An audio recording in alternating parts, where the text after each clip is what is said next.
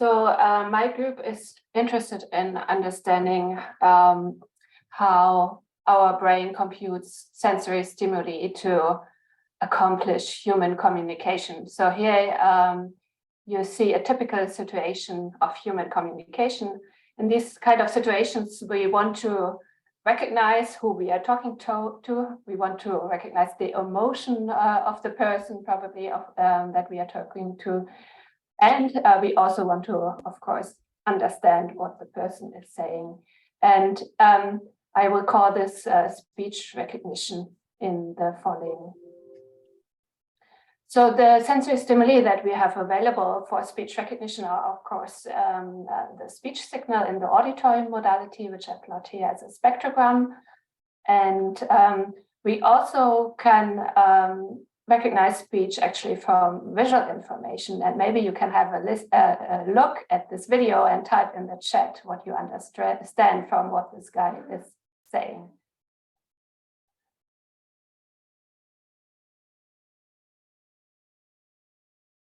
And again, maybe use the chat.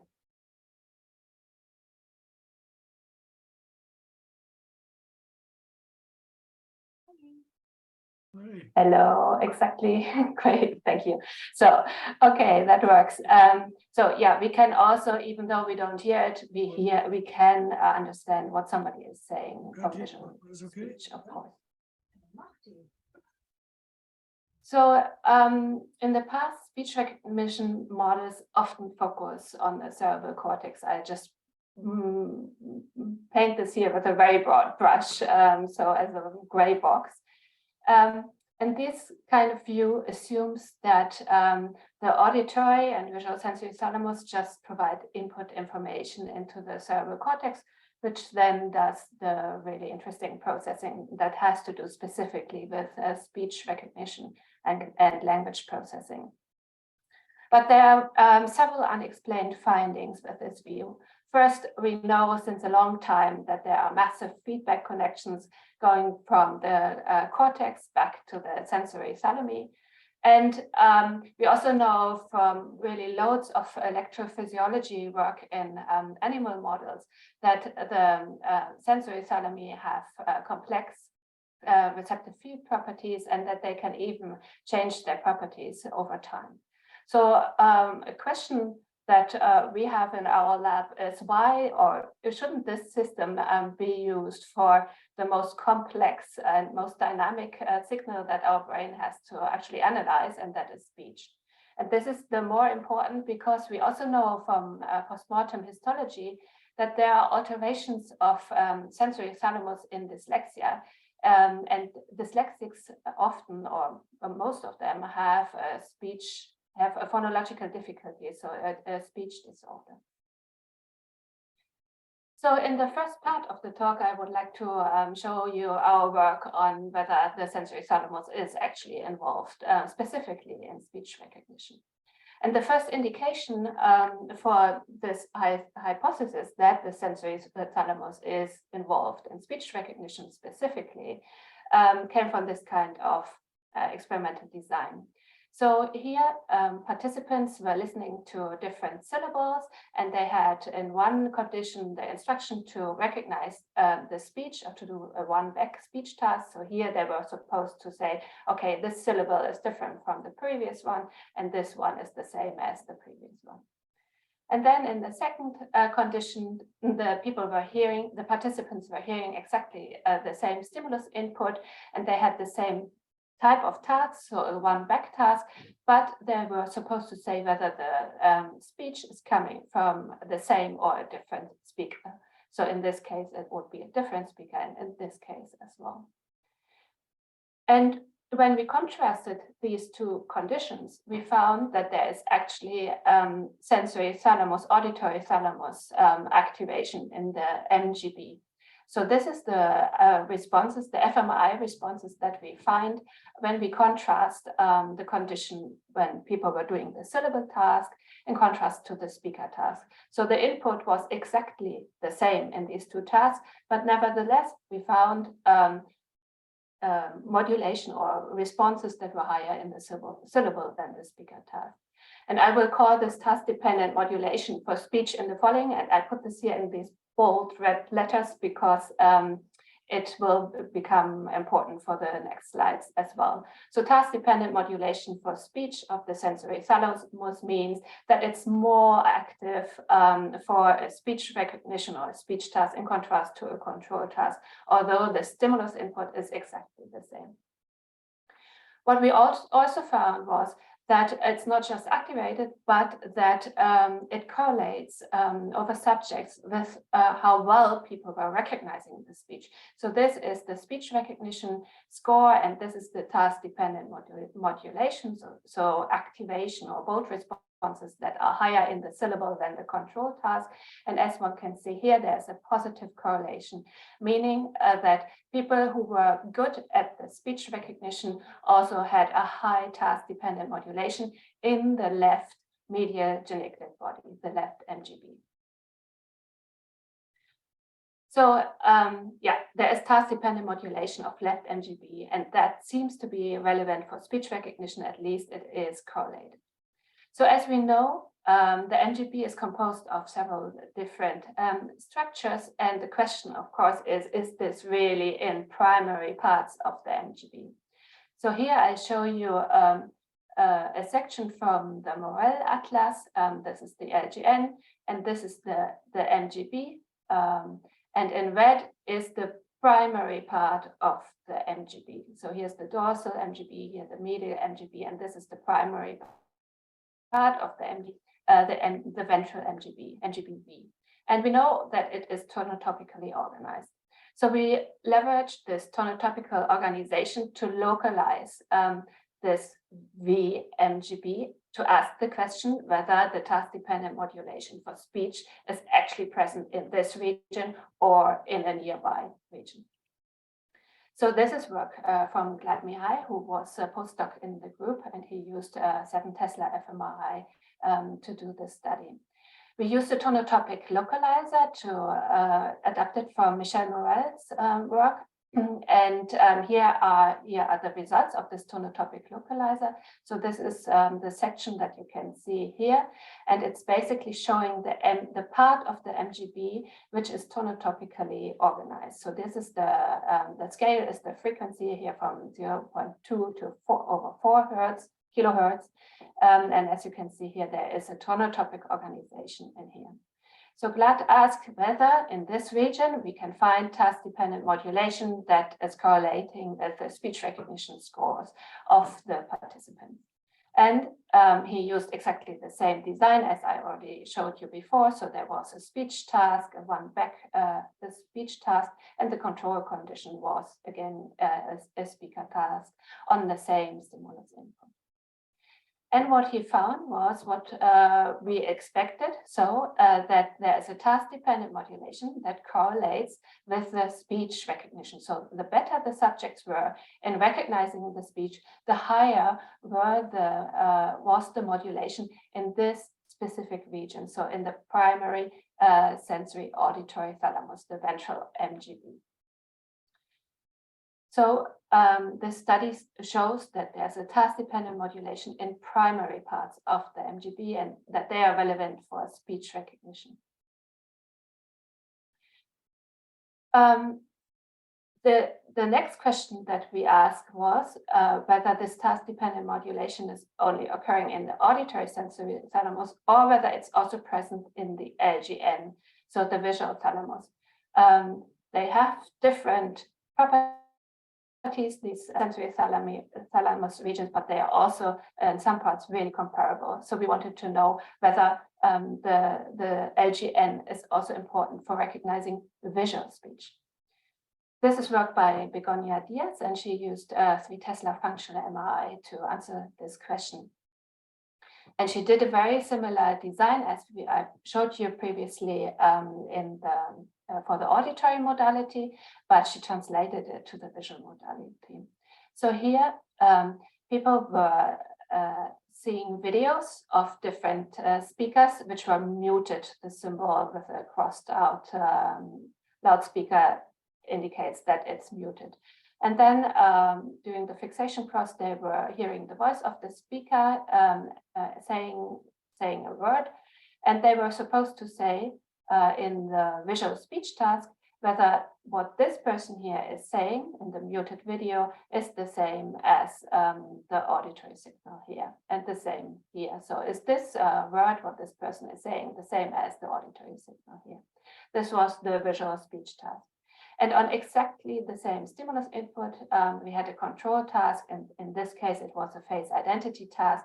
So people were seeing this face, and they were supposed to say whether the voice belongs to the speaker. So before the scanning of this experiment, they got to know the speakers a bit so that they could do the task. Our hypothesis was that there is more response, bold response in the visual speech task than in the face identity task in the LGN, and that it correlates with visual speech recognition scores. And this was exactly what we find. So this is the responses in the LGN for visual speech conditions against the face identity task, and it's present in the lateral geniculate body, so the visual thalamus. And so there is task-dependent modulation for visual speech recognition. And there were also first indications that it is correlating with how well people were recognizing the speech.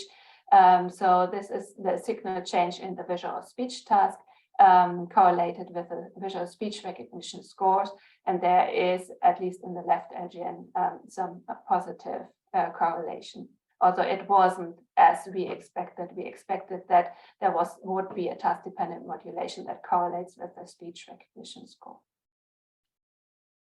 So there is task-dependent modulation. Sorry, there is task-dependent modulation of the LGN. And it might be relevant for visual speech recognition. So what could be a potential mechanistic explanation for these kinds of top-down modulation? And how does it help? So this is our working model. It's assuming that the brain is organized, that we have a Bayesian brain, that the brain uses dynamic predictive coding to optimize processing of sensory signals. So this is a very rough schematic of what we think is going on.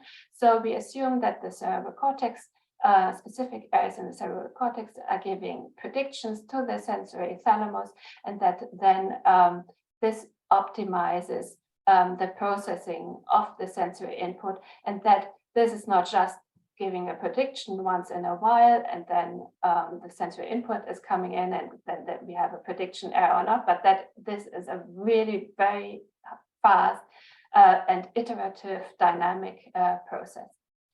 And here an example what we think of what it looks like. So we assume that during the syllable task, the brain doesn't wait when we want to understand the syllable, for example, Lu, and want to know whether it's Lu or Li. The brain doesn't wait until it has computed all these formants here, but that it already divinates the trajectories that the formants will take. So the formants are the amplitude modulations that signal the speech sound. So the same here, the brain probably doesn't wait until the U is present or the I is present. It will compute the trajectory here. And for that, it needs this iterative, very fast process to sample the trajectory of the formants or any kind of dynamics in the speech sound to do a syllable or speech recognition task. In contrast, when we want to recognize different speakers, we just need to compute summary statistics of the formant frequencies or the characteristics of the speaker, and these will naturally stay the same during a conversation with one speaker. So this situation is much more taxing on an iterative dynamic tuning process. So there are two hypotheses that come directly from this thinking. One is that we assume that this task-dependent modulation should be high in noisy conditions, because if you have a noisy input, of course, there will be a lot of prediction error. And we would pick that up with higher task-dependent modulation in noisy conditions in the left MGB. And the other hypothesis is, of course, that sensory thalamus responses can be explained by predictive coding, because predictive coding is originally defined for several cortex functions, and there are some indications for predictive coding in the sensory thalami, but we wanted to dissociate that also from other possible interpretations of sensory thalamus responses. So I will first talk about the first hypothesis, and then in the second part of the talk, go on to the second hypothesis. So is there task-dependent modulation? Is it higher in speech recognition in noisy conditions? And this is again work by Glad-Mihai. He complemented the design that we already had, clear speech. So again, the one back task and speech recognition task in one condition, one back speaker recognition in the other condition, with the same, but here the stimuli were embedded in noise. And what we expected is that the modulation, the task-dependent modulation in this noisy condition is higher than in the clear conditions. And for that, he used 7 Tesla fMRI, because he also wanted to see whether this is present in the ventral medial geniculate body, so in the primary MGB. And this is an overview of the brain. This is here the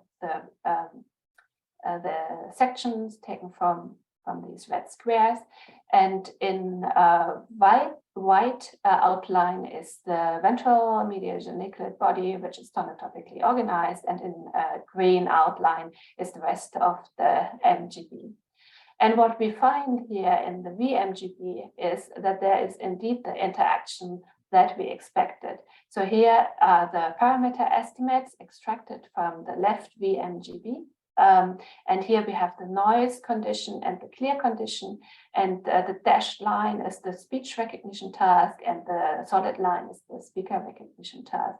And as expected, we have here higher responses in the speech recognition task in the noise condition compared to the speaker task. And this is not to the same extent the case in the clear condition.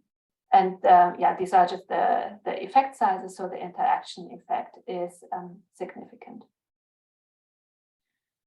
So this study has shown that the task-dependent modulation of the left MGB is higher for speech recognition and noise, which is compatible with the predictive coding view of sensory thalamus responses, but of course doesn't really show whether it's predictive coding or not. And this brings me to the second part of the talk. I want to show you a study where we investigated whether actually sensory thalamus responses, in this case, the auditory sensory thalamus, can be explained by predictive coding. And this is work by Alejandro Tabas, who used to be a postdoc in our group, and he used 7 Tesla fMRI for this study. So he presented participants with a series of sounds. So these are different sounds, just pitched sounds. And this is a series of several sounds, which then could be at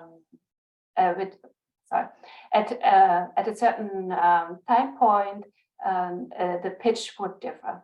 So this would be a certain pitch, and then there would be a deviant that differs in pitch from the standard sounds.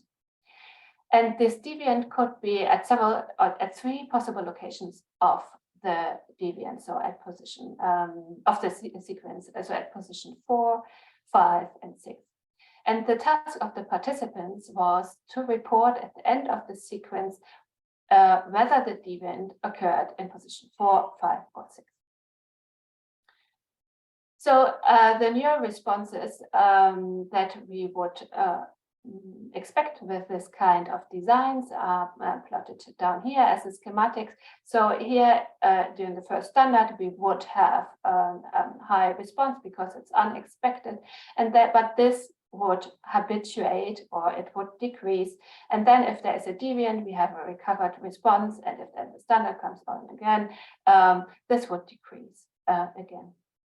So this is called adaptation, and this is called deviant detection, and these two together are called stimulus-specific adaptation. So this is a very well-known phenomenon.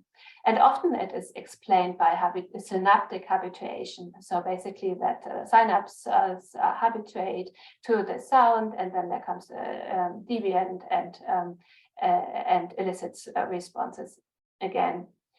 But of course, one can also explain this with predictive coding, meaning that here we predict this response, and then there comes a surprise response, and therefore we have this prediction error response basically. If we have a normal type of oddball design where we just have one deviant at one position, we won't find much differences. So there will be a deviant response, both if we have a habituation view, but also when we have a predictive coding view. But now, with the expectation of the possible locations for the deviant, the subjects can expect the deviant 5 with a probability of half and the deviant 6 with a probability of 1. And then suddenly with this design, we can dissociate between the habituation and the predictive coding view, because the habituation would assume that the deviant response will occur no matter what. It doesn't matter where this deviant will occur. So it will always show a release from adaptation. So it will always show a higher response to the deviant. While with a predictive coding view, it will, the hypothesis would be that it scales with the probability of the deviant. So if I haven't found a deviant in position 4 here, then it's more likely that there will be a deviant in position 4 or 5. So that means I will be less surprised by a deviant in position 5, and even I won't be surprised at all if I have a probability of 1 that then deviant 6 will occur. So to sum this up, under an habituation view, we would expect the neural response for the different deviants at the different position, for the same deviant at the different positions, would not be different under the habituation view, but we would find a decrease in neural responses depending on the predictability of the deviant positions if we have a predictive coding view.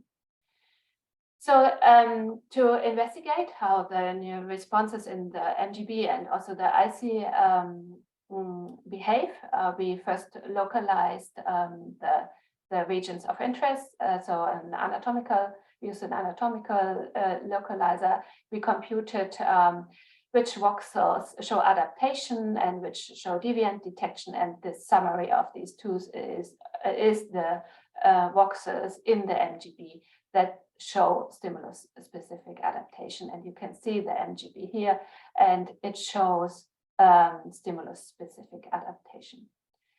So the question is how the responses within this region look for the different deviants.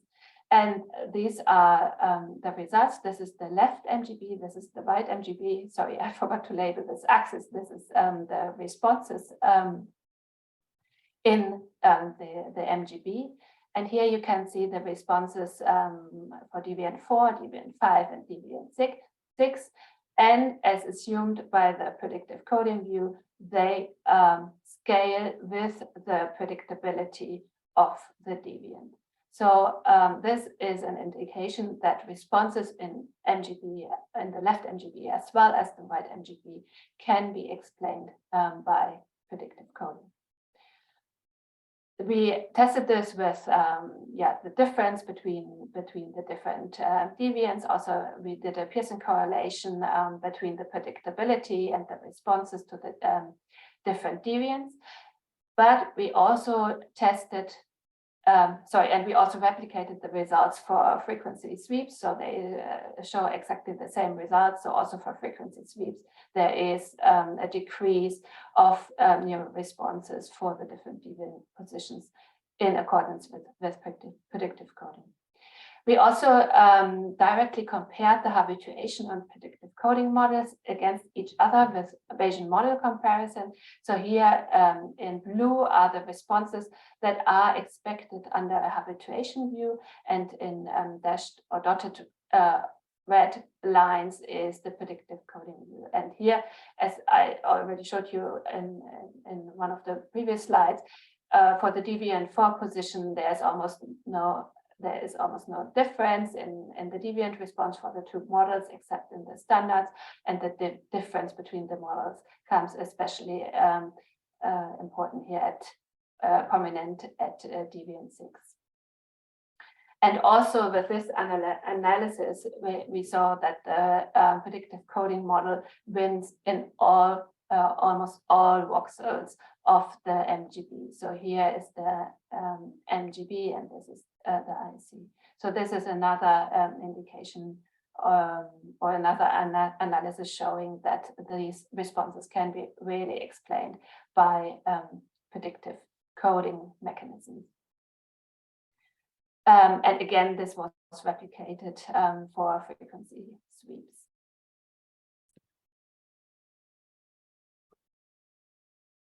So to sum this up, predictive coding explains responses in auditory sensory thalamus. So this is nice to know. We know now that the sensory thalami are used for speech recognition, that responses in these areas can be explained by predictive coding.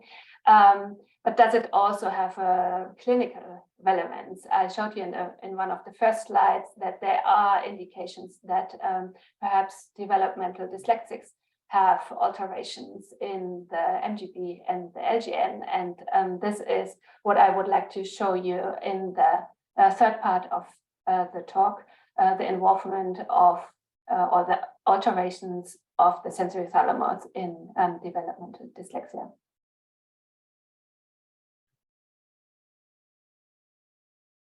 So what is developmental dyslexia? Here I put a quote from Merrill. I'm in 5th grade and reading is really hard for me. I would be on this baby book and then I would look over and someone is reading Percy Jackson. And I'm like, how do they do that?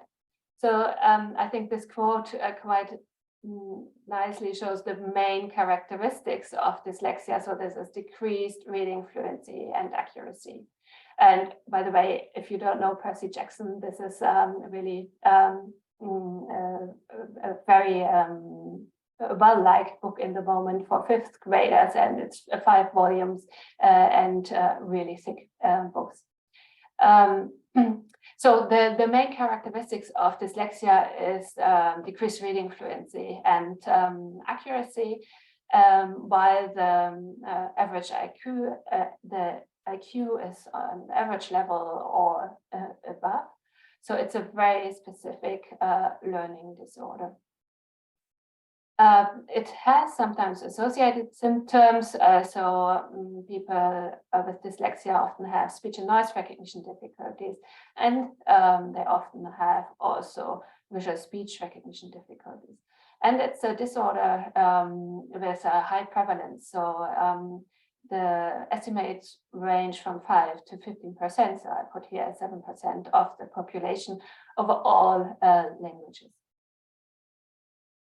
So the predominant neuroscience view of dyslexia is that dyslexia is based on cerebral cortex dysfunction, and there's already really very good evidence for that there is cerebral cortex dysfunction in dyslexia, specifically in the left hemisphere reading network. And this is just one example of a model by Frank Ramu. He assumes that on the brain level, there are left hemispheric pericerebellar anomalies, and that then these cortical anomalies lead to several cognitive findings, that cognitive problems that dyslexics have. For example, poor verbal short-term memory, poor phonological awareness, so a difficulty with manipulating speech sounds or associating speech sounds with the letters that correspond to it. And this then results in slow naming of, for example, letters and numbers, and also the poor reading performance. There's really good evidence for that there are these kind of mechanisms in the left hemisphere, and that this leads to dyslexia symptoms. But still, the models that focus entirely on the cerebral cortex leave these post-mortem findings in developmental dyslexia unexplained. So what was found in 5 post-mortem brains of dyslexics is that there are alterations in the left MGB in dyslexics versus controls, in that they have less large neurons than the controls, and also than in the right hemisphere. And also in the LGN, there were found similar alterations, particularly in the magnocellular layers of the LGN. So because it's post-mortem brains, the function of these alterations is completely unclear. Plus, we don't know whether it's a general feature of dyslexics also in vivo and in higher sample sizes. So our hypothesis was that dyslexics show a deficit in the task-dependent modulation for speech, and we looked at this particularly in the left MGB. So this is again work by Begonia Diaz, and here I show you again this same design that I showed you in the first part of the talk. So she invited a group of dyslexic participants and a group of matched control participants, adults, and then they performed this task, so a one-back task for when they were instructed to recognize the speech, and a one-back task on the speaker when they were instructed to recognize the speaker. And of course, we knew from our previous studies that we would expect task-dependent modulation when we contrast this condition against this one in the controls. But here we expected that in the left MGB, this would not be the case in dyslexics. And this was a 3 Tesla MRI study, and here are the responses in the controls. We localized the MGB with an independent functional localizer, and then did a small volume correction to see whether there is task-dependent modulation in these areas. And we found this in controls, but there was nothing in dyslexics at a significant threshold. When we directly compared these 2 groups, for the task-dependent modulation, we found the expected difference between the groups. So this is now the region that shows up or has, for the task times group interaction. So here I plot the task times group interaction. Here in light blue are the controls. So this is the signal extracted from this region here. The controls show a task-dependent modulation in the left MGB, but the dyslexics don't, and this difference between the differences is significant as expected. And also, what we also found is that actually the task-dependent modulation in dyslexics correlates with a very important diagnostic score in dyslexia that is called rapid automatized naming. It's a measure for reading fluency, So basically, people get lists of letters and have to say as quickly as possible what this letter is, and it's known that dyslexics have difficulties with this, and that this also predicts reading performance. And as we can see here, of course, it's a low sample size, but there's an indication, or the correlation is significant in dyslexic participants, that those dyslexics who are really slow at this rapid automatized naming of letters and numbers are also the dyslexics that have the least task-dependent modulation during the speech recognition task. So to sum this study up, there is reduced task-dependent modulation for speech recognition in the left MGB in dyslexia, and this seems to correlate with diagnostic score of dyslexia. So our next hypothesis was that there is a reduced connection of the left MGB as well as the LGN with cerebral cortex areas that are altered in developmental dyslexia. And for that, we again used a 3 Tesla MRI machine for functional MRI as well as diffusion-rated MRI. And this is work by Nadja Genscher, postdoc in the group. And we localized first our regions of interest. This was, of course, the MGB. This is located here in red. And then we localized 2 different cerebral cortex areas. One is known to be altered in developmental dyslexias, and this is the planum temporale, and here specifically the motion-sensitive planum temporale here in green.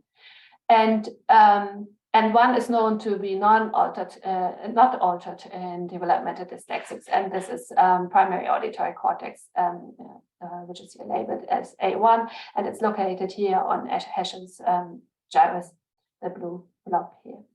And our hypothesis was that dyslexics show reduced connections between regions that are altered in dyslexia, the MGB, the left MGB and left planum temporale, but that the connections to the A1 and between MGB and A1 would be normal.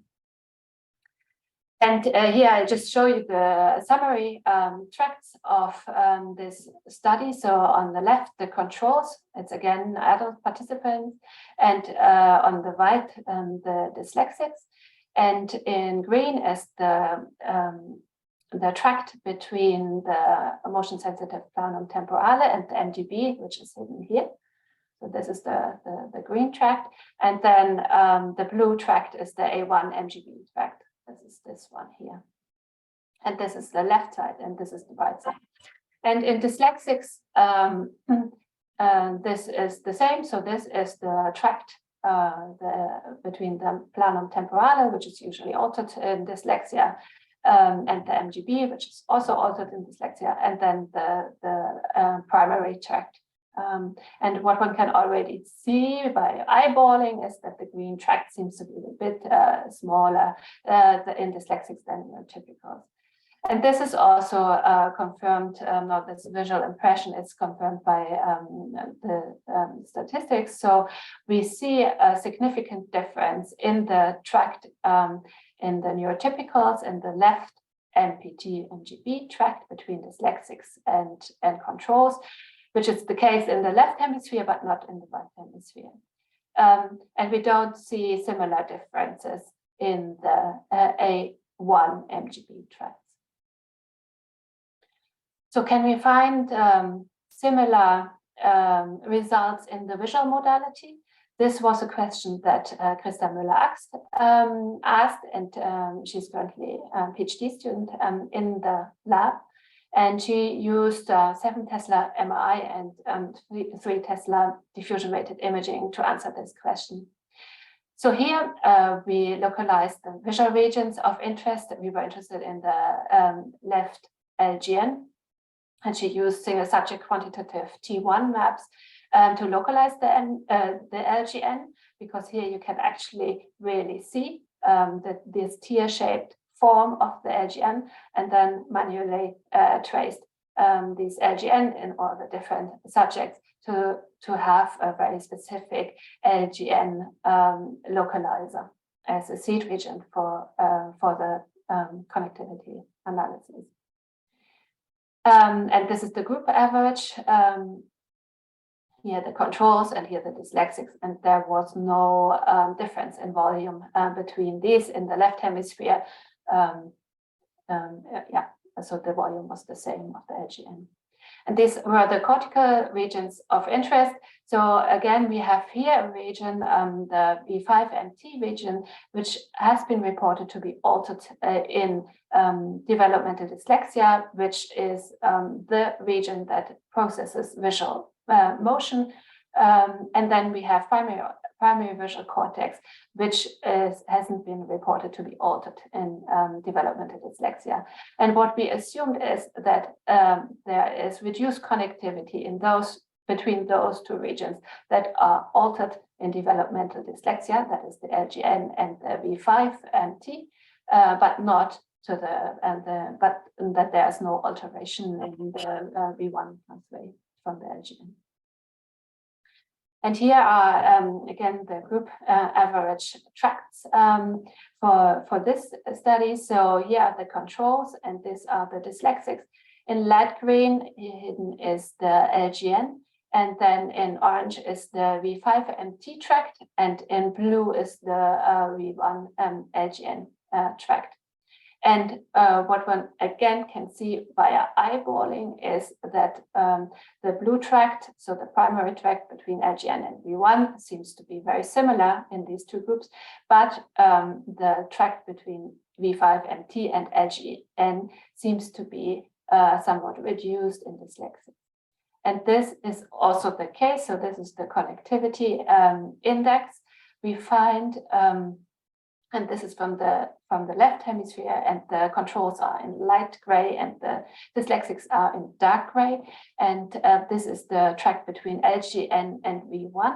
There is no statistical difference between controls and dyslexics, while in the tract between V5MT and LGN, we find a significant difference in dyslexics and controls as expected. Plus, again, there is a correlation with this rapid automatic naming. So this measure of reading fluency. So in the dyslexic sample, not in the controls. So this is the connectivity index.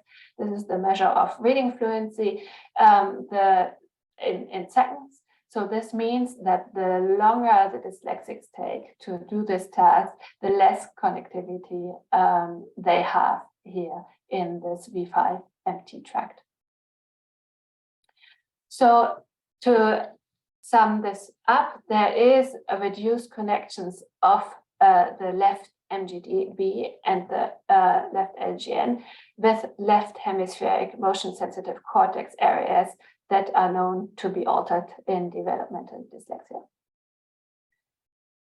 And this brings me to the end of the talk. Just one slide on conclusions and outlook. So I've shown you in the first part of the talk that left MGB and LGN are specifically involved in speech recognition, and particularly in the left MGB, we have really good evidence that it's behaviorally relevant for speech recognition. Then we know now that the sensory thalamus, in the case of MGB, that the responses can be explained by predictive coding, and we assume that this mechanism is used to optimize speech recognition. And I have also shown you evidence from in vivo imaging in developmental dyslexia that there are altered left hemispheric cortico-thalamic loops in dyslexia, and this is the outlook. We assume that these alterations might be associated with altered predictive coding in developmental dyslexia. So with that, I would like to end and Thanks very much to all the members of the Chair of Cognitive and Clinical Neuroscience, and especially the ones who have today contributed to the findings in the talk. So Alejandro Tabas, Begonia Diaz, Christa Müller-Arx, Glad Mihai, and Nadia Chincha, and also to our collaborators on these projects, Stefan Kiebel, Alfred Anwender, Robert Trampel, Michel Morel. And also to our funding organizations, of course, without them, the work wouldn't be possible. And thanks to you for your attention, and I'm looking forward to your questions.